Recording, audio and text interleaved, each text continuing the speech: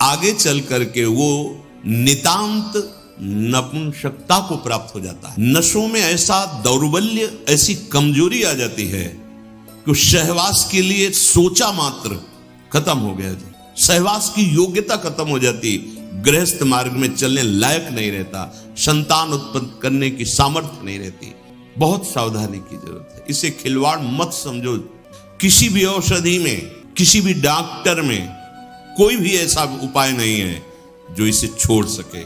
आपकी स्वीकृति ही एकमात्र है, सत्संग ही एकमात्र है, भगवत चिंतन, भगवत कृपा ही एकमात्र उपाय है कि इस महान रोग से, और ये वायरल की तरह फैल रहा है, जैसे कोरोना वायरल नहीं था ऐसे फैल रहा है। छोटे छोटे बच्चे जो अभी जानते भी नहीं, वो इतने से संस्कार पड़ रहा है, अच्छा लग रहा है। अब वो जीवन भर, अगर अभी तो नहीं, अभी सुधर जाए, नहीं जीवन भर नहीं रोक सकता, नहीं रोक सकता। या तो सद्गुरु कृपा हो जाए और बहुत शासन हो और वो स्वयं उस शासन को स्वीकार करे तो निकल सकता है, नहीं बड़े बड़े इस महामारी से नहीं निपट सकते। इसके लिए कोई इंजेक्शन नहीं तैयार हुआ अभी तक कि आप जाओ रोग खत्म। ये स्वयं स्वीकृति में बैठा हुआ महामारी है और ये वायरल की तरह फैल रहा है। नवीन पीढ़ी का सर्वनाश। और कुछ महानुभाव ऐसे हैं कि इसको बता रहे हैं तो नेचुरल है, ये स्वाभाविक है, प्राकृतिक चलता है, ये कोई, अरे तुम सर्वनाश को तुमसे प्राकृतिक बता, स्वाभाविक बता रहे हो। नहीं, बहुत सावधान आप लोग। दुर्भाग्य का निमंत्रण मत दे। ये दुर्भाग्य है, ऐसा दुर्भाग्य है कि आपकी दिनचर्या ही नहीं हो सकती। कभी भी व्यभिचारी की एक जैसी दिनचर्या बहुत काल तक नहीं हो सकती। 2-4 दिन प्रयास करेगा, गिर जाएगा। ब्रह्मचर्य कभी भी दिनचर्या में फर्क नहीं पड़ने देगा, चाहे जैसी स्थिति हो, चाहे जैसे शरीर नहीं उठ पा रहा तो उसका चिंतन भागवती होने लगेगा। इसलिए सामान्यता, जिसे हम बहुत सरल समझ रहे, बहुत सुख समझ रहे, इसको आप सावधानी पूर्वक बहुत ध्यान दीजिए। बहुत ध्यान का इसलिए विषय है कि ये नींव है हमारे अध्यात्म की, हमारे परमार्थ की। शरीर के भीतर बताया था कल भी, एक मनोवाह नाम की नाड़ी है। इस नाड़ी का कार्य है मथानी जैसे नहीं, दो दूध दही का मंथन करे तो मक्खन निकाल देती है, ये इतनी चिंतन से गर्म हो जाती है नाड़ी, तो वीर पूरे शरीर के रक्त के साथ है।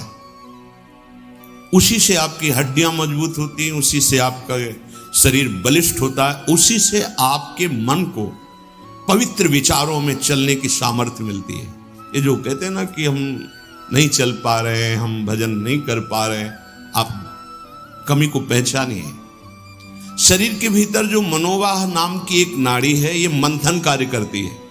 जे ही आप कामासक्त हुए, चिंतन किए, तो पूरे शरीर से, जैसे दही के मंथन से वो घृत निकाल ले, वैसे ये मनोवाह नाड़ी काम करती।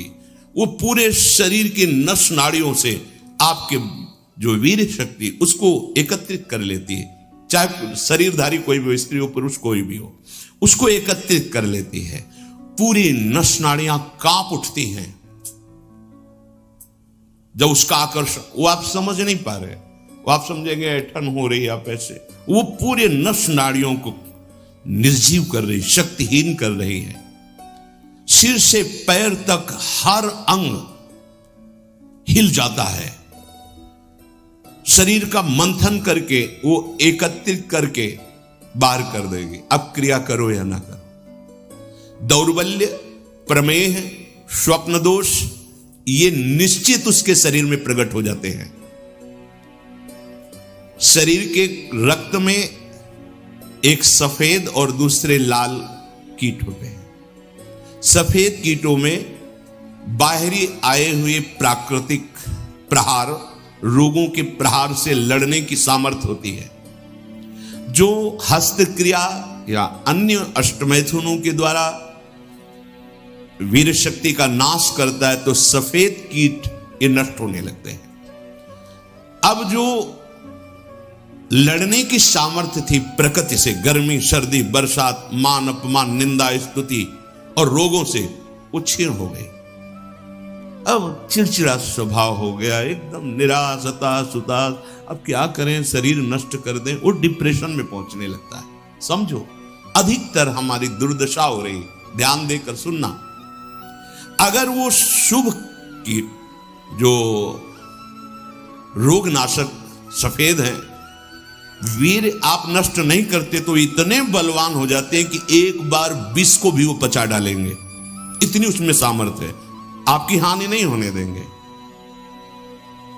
ज्यों ज्यों आप ये नीच चेष्टा करते हैं, त्यों त्यों ही ये जो आपको सबल बनाने वाले वो नष्ट होने लगते हैं और उसके कारण भयानक रोगों का सृजन होने लगता है।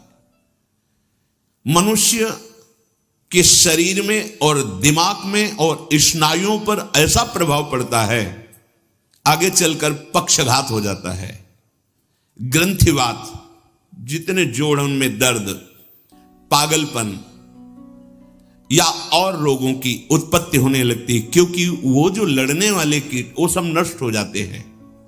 व्यभिचार सर्वथा निंदनीय है और सबसे महानिंदनीय है ये हस्त क्रिया, क्योंकि इसमें किसी दूसरे की जरूरत नहीं होती है। बहुत सावधान, बहुत नीच प्रवृत्ति है इसका।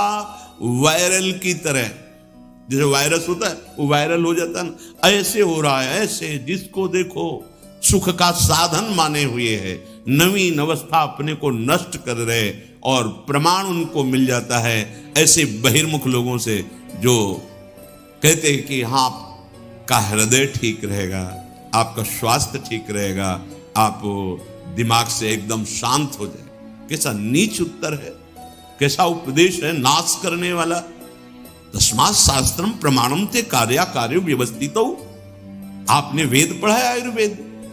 कौन सी डॉक्टरी ऐसी कहती कि ऐसा करने से आप स्वस्थ हो जाओगे? शास्त्र प्रमाणित, धर्म प्रमाणित उपदेश होना चाहिए।